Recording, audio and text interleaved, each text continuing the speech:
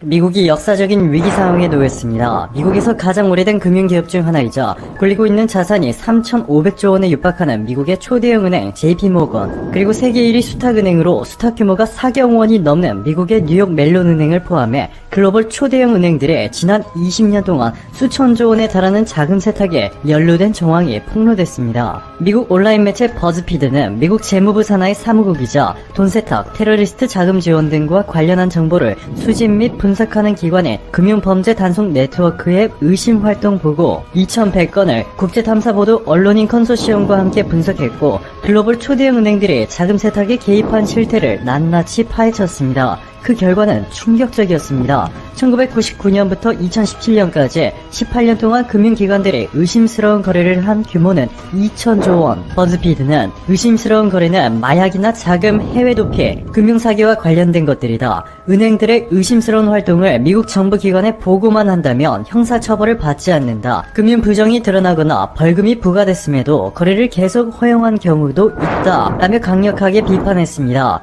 버즈피드는 대표적인 사례로 국제형사경찰기구인 인터폴이 조직범죄 혐의로 수배령을 내린 카자흐스탄 정치인 빅토르 흐라프노프의 자금 수십억 원을 아메리카은행, JP모건 체이스, 아메리칸 익스프레스, 시티은행 등에 계속해서 금융거래를 처리해 주었고, 영국의 스탠다드 차타드 은행은 아프가니스탄 테러 조직 탈레반의 자금 세탁을 처리해 줬다고 폭로했습니다. 이뿐만이 아니라 독일의 도이체방크의 경우 러시아의 자금 세탁에 다른 고객의 계좌가 몰래 이용되는 정황을 2012년부터 2015년 사이 100번 넘게 감지했음에도 제대로 대처하지 않은 것으로 드러났다고 밝혔습니다. 영국의 BBC는 한 중국인이 미국에서 100일 동안 돈을 빌려주면 이자를 100% 얹어서 주겠다며 960억 원을 모았고, 이 돈을 모두 홍콩으로 보냈다. 그런데 HSBC 은행은 거래를 중단시키지 않았다. 이것은 폰지 사기였다. 신규 투자자의 돈으로 기존 투자자에게 이자를 지급하는 다단계 금융사기로 변호사들은 은행이 사기꾼들의 계좌를 폐쇄하기 위해 더 빨리 행동했어야 한다고 말하고 있다. 더 충격적인 것은 유출된 문서에는 미국에서 가장 큰 은행 중 하나가 악명 높은 폭도들이 1억 달러 이상을 옮기는데 도움을 주었을지도 모른다 라는 폭로도 포함되어 있다라고 보도했고, 미국의 MBC는 북한이 2008년부터 2017년까지 유령 회사나 중국 기업을 동원해 JP모건과 뉴욕 멜론 은행을 거쳐 1억 7,480만 달러의 자금을 세탁했다고 전했습니다. 미국 최대 규모의 은행들의 충격적인 소식에 3억 명이 넘는 미국인들은 대형 쇼크를 받아 혼돈의 카오스에 빠져버린 상황인데요. 미국이 한국에 엄청난 실수를 저질러버리면서 이제는 아예 고개조차 들지 못하게 됐습니다. 미국 메릴랜드주 최대 일간지 볼티모어서는 최근 메릴랜드는 불량률이 높은 한국의 코로나 바이러스 진단키트 사용을 중지했다 라는 충격적인 제목과 함께 레리 호건 주지사가 지난 4월 한국에서 사들인 한국산 진단키트에 문제가 많은 것으로 드러나고 있다. 주 전역의 요양원에서 문제가 발생하고 있다 라며 메릴랜드 보건시설협회 조셉 드마토스 회장의 발언을 인용해, 지난주 우리는 메릴랜드 요양원들이 메릴랜드 대학 연구소로 보낸 샘플로부터 수십 건의 잘못된 양성 반응이 나타난 것을 알게 됐다 라고 전하며, 아직 사용되지 않은 수십만 개의 검사가 어떻게 될지는 불분명하다 라는 충격적인 보도를 했고, 하워드 카운티와 볼티모어 카운티를 대표하는 민주당원인 램은 이번 진단키트 소식은 공포스럽다. 솔직히 말해서 레리 호건 주지사가 한국으로부터 구입한 진단키트 상자가 그냥 빈 상자였다면 더 좋았을 것이다 라며 선을 넘는 발언을 서슴지 않았습니다. 이 보도가 나오자 국내 일부 언론들도 이를 그대로 번역해 보도했죠. 한국의 4위, 미국 주지사가 사간 K 진단키트 불량 만화 사용 중단, K 방역성과 한국 코로나 진단키트, 미국에서 불량 문제로 사용 중단됐다. 너무나 충격적이죠. 자, 그런데 이는 사실이 아닌 것으로 밝혀졌습니다. 지난 4월 레리 호건 주지사를 통해 메릴랜드주에 수출된 한국산 진단키트는 한국의 랩지노믹스라는 회사가 만든 유전자 증폭 방식의 진단키트로 미국 식품의약국 FDA로부터 긴급 사용 승인을 받은 제품입니다. 코로나 검사 방식에는 3가지가 있습니다. 항원검사, 항체검사, 그리고 유전자검사, 이렇게 3가지인데요. 항원검사와 항체검사의 경우 검사 시간은 15분밖에 걸리지 않지만 정확도가 현저하게 떨어집니다. 일본이 항원 검사를 사용했었죠.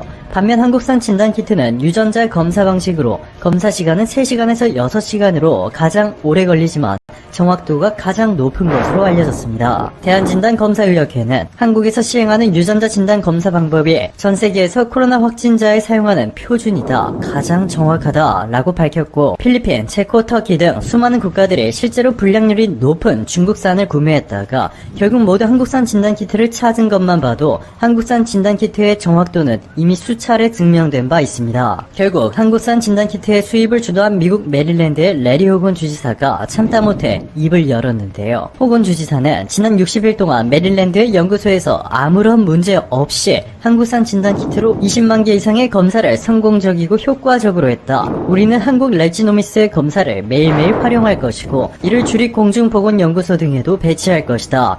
라며 한국산 진단키트가 잘못됐다며 사실과 다른 기사를 낸 언론사들을 향해 강력한 반박의 메시지를 전했고, 메릴랜드 대학교도 같은 날 성명을 통해 우리는 한국 랩지노미스의 유전자 증폭 테스트가 받아들일 수 있는 검사임을 명확히 한다. 메릴랜드대 병리학협회와 메릴랜드 유전체학연구소는 한국의 이 검사 방법을 최근 몇 달 동안 대량으로 사용해왔고 이 방법에 대해 매우 잘 알고 있다. 매우 만족스러운 검사다 전했습니다. 랩지노미스의 진승현 대표는 한국경제신문과의 인터뷰에서 메릴랜드에 수출된 진단키트가 불량이라는 현지 보도는 오보다. 현재 확인했더니 우리 회사 제품을 독감 진단 목적으로 잘못 사용하면서 불량 문제가 제기된 것이다. 독감 진단이 가능한 제품으로 혼동하면서 생긴 문제다. 이번 논란이 확산되고 나서 메릴랜드 정부가 지난 60일 동안 랩지노믹스 제품 20만 개를 문제없이 사용해왔다고 입장을 전달해왔다 전했습니다. 즉 미국 메릴랜드주에 있는 일부 시설에서 한국산 코로나 진단키트를 이용해 코로나 확진 여부를 검사한 것이 아니라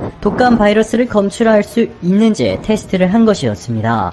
그래놓고 마치 불량률이 높다는 식으로 보도했고, 조지프 드메토스 메릴랜드 의료기관 협회장은 이러한 사실도 제대로 확인하지 않은 채 볼티모어 선과의 인터뷰에서 일부 시설에서 30명 이상의 확진자가 나온 사실을 이상하게 여겼고, 재진단한 결과 대부분 음성 판정을 받았다라며 진정한 위험은 진단키트의 잘못된 결과로 음성 반응을 보인 사람을 양성 환자가 있는 방으로 옮기는 것이라